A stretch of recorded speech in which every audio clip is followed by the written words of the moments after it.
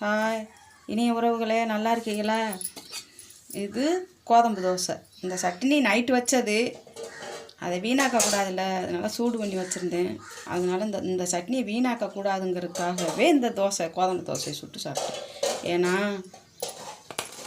இப்போ உள்ள பிள்ளைகளுக்கு சொல்கிறேன், லவக்குன்னு நைட்டில் சூடு பண்ணாமல் வச்சிடுறாங்க, எடுத்தது லவக்குன்னு ஊற்றிடுறாங்க.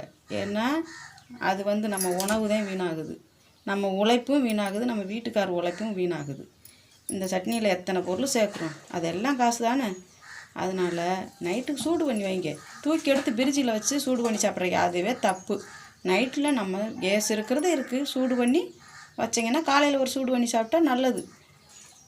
இதை தூக்கி எடுத்து பிரிட்ஜில் வச்சு அதை மறுபடியும் சூடு பண்ணி சாப்பிட்டாலும் டேஸ்ட்டு.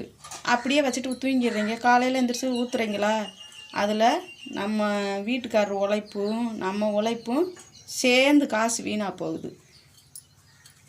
வீடியோ பிடிச்சிருந்தா லைக் பண்ணுங்கள், ஷேர் பண்ணுங்கள், கமெண்டில் சொல்லுங்கள். சிக்கனமாக இருங்க.